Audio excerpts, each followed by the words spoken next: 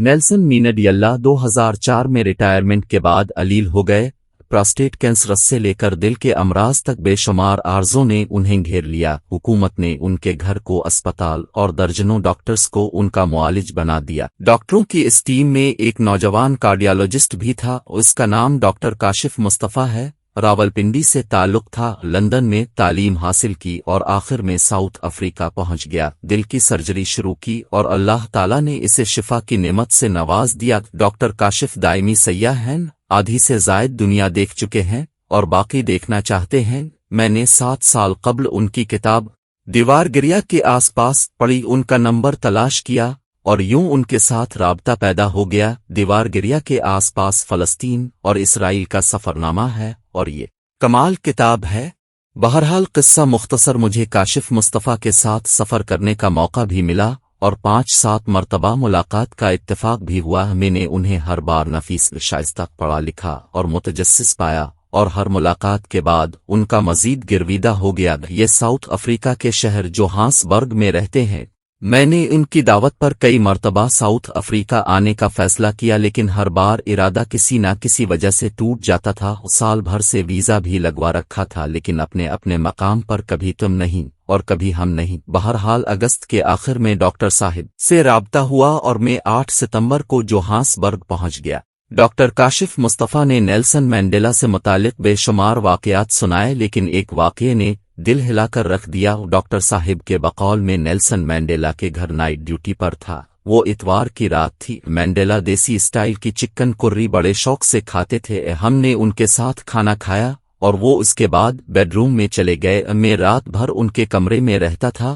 Mandela bed room میں easy chair پر late گئے اور انہوں نے آنکھیں بند کر لیں۔ میں ان کے سامنے صوفے پر بیٹھ گیا۔ لیٹے لیٹے انہوں نے اچانک آنکھیں کھولیں اور مجھ سے مخاطب ہو کر بولے، سن، میں فروری 1990 میں جب 27 سال اور 10 ماہ بعد جیل سے رہا ہوا تو وہ میری زندگی کا شاندار ترین دن تھا۔ میں نے نئے کپڑے پہنے، اپنا سامان لیا، اپنے ریلیز آرڈر پر دستخط کیے اور جیل سے باہر آ گیا۔ میں نے طویل عرصے بعد آزاد ہوائیں، کھلا آسمان اور اڑتے ہوئے خود مختار پرندے دیکھے۔ اور میں کبھی آدیر دوڑتا تھا اور کبھی الفادیر، کبھی آسمان کی طرف دیکھتا تھا اور کبھی سڑک پر ٹہل کر کہے لگاتا تھا۔ میں یوں ہی ہنستا ہوا جیل کے احاطے سے باہر آ گیا۔ باہر ڈرائیور گاڑی لے کر کھڑا تھا۔ میں اس کے ساتھ بغل گیر ہوا اور گاڑی میں بیٹھ گیا۔ گاڑی چل پڑی تو میں نے ڈرائیور کو روکا، کار سے باہر آیا اور جیل میں واپس چلا گیا اور میں وہاں موجود ایک جیل وارڈن کے پاس گیا جس نے قید کے دوران میرے ساتھ بے تحاشا ظلم اور زیادتی کی تھی۔ میں ان تمام گورے وارڈنز سے ملا اور انہیں بڑے جذبے کے ساتھ کہا، میں تمہیں اپنے دل کی انتہائی گہرائی سے معاف کرتا ہوں۔ I forgive you from the bottom of my heart. وہ سب حیرت سے میری طرف دیکھنے لگے۔ میں ان سے مل کر واپس آیا، گاڑی میں بیٹھا اور گھر آ گیا۔ نیلسن منڈیلا اس کے بعد خاموش ہو گئے۔ ساؤتھ افریقہ میں منڈیلا کو پیار سے ماڈیبا کہا جاتا ہے۔ ماڈیبا کا مطلب بڑے ابا کا بڑے پاپا ہوتا ہے۔ میں نے ان سے پوچھا، Madiba why didn't you to do this? آپ کو یہ کرنے کی کیا ضرورت تھی؟ وہ مسکرائے، میری طرف دیکھا اور کہا، بیٹا میں اگر یہ نہ کرتا تو میں جیل سے باہر آ کر بھی باقی پوری زندگی قیدی رہتا۔ میں نے ڈاکٹر کاشف مصطفیٰ سے یہ واقعہ سنا تو میں بڑی دیر تک سر دھنتا رہا۔ نیلسن منڈیلا حقیقتاً ایک بڑا انسان تھا اور دنیا کے تمام بڑے انسان جانتے، انسان جیل حوالات سے باہر نکل کر آزاد نہیں ہوتے، یہ اپنے دشمنوں اور ظلم کرنے والوں کو معاف کرنے کے بعد رہا ہوتے ہیں۔ ہم جب تک دوسروں کو باٹم آف دی ہارٹ سے معاف نہیں کرتے ہم اس وقت تک قیدی رہتے ہیں۔ شاید اسی لیے رسول اللہ نے فتح مکہ کے بعد اپنے ان تمام دشمنوں کو معاف فرما دیا تھا جو مشکل حالات میں آپ کے راستے میں کانٹے بھی بچھاتے تھے، پتھر بھی مارتے تھے اور آپ پر کوڑا بھی پھینکتے تھے۔ میں نے بے شمار بائیوگرافیز میں بڑے لوگوں کے دوسروں کو معاف کر دینے کے واقعات پڑھے اور ہر بار ایسے واقعات کے بعد درود شریف کا ورد کیا اور رسول اللہ کی بارگاہ میں عرض کیا کہ حبیب اللہ، دنیا کا کوئی بھی بڑا شخص اس وقت تک بڑا نہیں ہو سکتا جب تک وہ آپ کی کسی نہ کسی سمت پر عمل نہ کر لے۔ اور نیلسن منڈیلا سیاسی اور سماجی لحاظ سے سنتی تھا۔ میں نے کسی جگہ ان سے متعلق ایک اور واقعہ بھی پڑھا تھا۔ نیلسن منڈیلا صدر کی حیثیت سے اپنے سٹاف کے ساتھ ٹریول کر رہے تھے۔ یہ راستے میں لنچ کے لیے ایک ریستوران میں رکے یہ اسٹاف کے ساتھ کھانا کھا رہے تھے۔ انہوں نے اچانک دیکھا ریستوران کے کونے میں ایک بوڑھا انگریز اکیلے بیٹھ کر کھانا کھا رہا تھا۔ نیلسن مینڈیلا نے اسے دیکھا، دونوں کی آنکھیں چار ہوئیں۔ انگریز پریشان ہو گیا۔ مینڈیلا نے اپنے اسٹاف کے کان میں کچھ کہا، وہ لوگ اٹھے اور انگریز کی طرف چل پڑے۔ انگریز نے گھبرا کر کانپنا شروع کر دیا۔ وہ اس کے پاس پہنچے اور نہایت شائستگی سے اس سے کہا، صدر چاہتے ہیں آپ ان کے ساتھ کھانا کھائیں۔ انگریز مزید پریشان ہو گیا، لیکن سٹاف اسے منا کر صدر کی ٹیبل پر لے آیا۔ مینڈیلا کے ساتھ اس وقت سینئر وزراء بھی بیٹھے تھے اور آرمی چیف اور ایئر فورس کا سربراہ بھی۔ مینڈیلا نے اٹھ کر اس کا استقبال کیا، اسے گلے لگایا، اسے بڑے پیار کے ساتھ بٹھایا، اپنے ہاتھ سے اسے کھانا ڈال کر دیا اور گلاس میں پانی ڈال کر اس کے ہاتھ میں پکڑایا۔ وہ بیچارہ اس سلوک کی توقع نہیں کر رہا تھا، لہذا اس کے ہاتھ کپ کپا رہے تھے اور آنکھوں میں آنسو تھے۔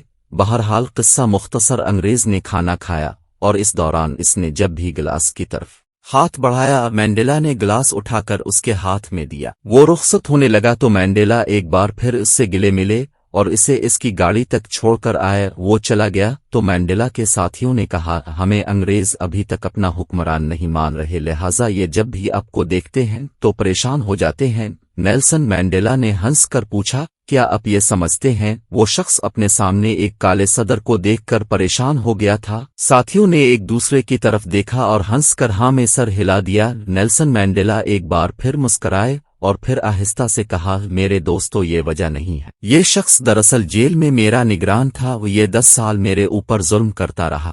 میں جب پیاس سے بے حال ہو کر آس سے پانی مانگتا تھا تو یہ جیل کی سلاخوں سے دوسری طرف کھڑے ہو کر میرے اوپر پیشاب کر دیتا تھا۔ میرا آج اس سے اچانک ٹاکرا ہوا تو یہ گھبرا گیا اور میں نے محسوس کیا میں نے اگر اس کا خوف ختم نہ کیا تو یہ شاید شرمندگی سے فوت ہی نہ ہو جائے، چنانچہ میں نے اسے اپنے پاس بٹھایا، اپنے ہاتھ سے اسے کھانا کھلایا اور یہ کھانے کے دوران جب بھی پانی کی طرف ہاتھ بڑھاتا تھا تو میں اسے فوراً پانی کا گلاس پکڑاتا تھا۔ سننے والوں کی آنکھوں میں آنسو آ گئے اور انہوں نے مینڈیلا سے پوچھا، ماڈیبا کیا آپ کو اسے دیکھ کر غصہ نہیں آیا تھا؟ مینڈیلا نے ہنس کر جواب دیا، آیا تھا، بلکہ بہت زیادہ آیا تھا، لیکن مجھے پھر اچانک محسوس ہوا میں نے اگر آج اس کی توہین کی یا اپنی بے عزتی کا بدلہ لیا تو میں اس سے کہیں زیادہ بدتر ہو جاؤں گا، کیونکہ میں آج اس سے کئی گنا زیادہ مضبوط پوزیشن پر ہوں۔ مینڈیلا کا کہنا تھا، معاف کر دینا کائنات کا سب سے بڑا انتقام ہوتا ہے اور میں نے اسے معاف کر کے اس سے اس کی روح چھین لی، یہ اب نسلوں تک مجھے بھلا نہیں سکے گا۔ نیلسن مینڈیلا کی قید کا زیادہ عرصہ رابن آئی لینڈ میں گزرا، یہ 18 سال یہاں محبوس رہے۔ رابن آئی لینڈ کیا اور کیسا ہے اور مینڈیلا نے وہاں کس عالم میں زندگی گزاری، یہ میں آپ کو اگلے کالموں میں بتاؤں گا، لیکن سردست میں برطانوی شاعر ولیم ارنسٹ ہنلی کی نظم ان وکٹس کا ذکر کروں گا۔ نیلسن مینڈیلا قید کے سارے عرصے میں یہ نظم پڑھتے رہے، نظم کے آخری 2 مصرے ان کی زندگی کا نصب العین بن گئے۔ نیلسن مینڈیلا پوری زندگی یہ 2 مصرے گنگناتے رہے اور وہ مصرے تھے، I am the master of my fate, I am the captain of my soul. اب ارنسٹ ہینلے اور ان وکٹس دونوں غیر معروف تھے، لیکن نیلسن مینڈیلا نے انہیں عالمی اور ملکوتی شہرت دے دی۔ وہ ہمیشہ یہ شعر سنا کر سننے والوں سے کہتے تھے، انسان کو اپنی قسمت، فیٹ کا معمار اور اپنی روح کا کپتان خود ہونا چاہیے، اور اب جب غصے اور انتقام کے گرداب میں پھنس جاتے ہیں تو اب ماسٹر رہتے ہیں اور نہ کپتان، اب ظالموں کے قبیلے میں شامل ہو کر خود بھی ظلم کے غلام بن جاتے ہیں۔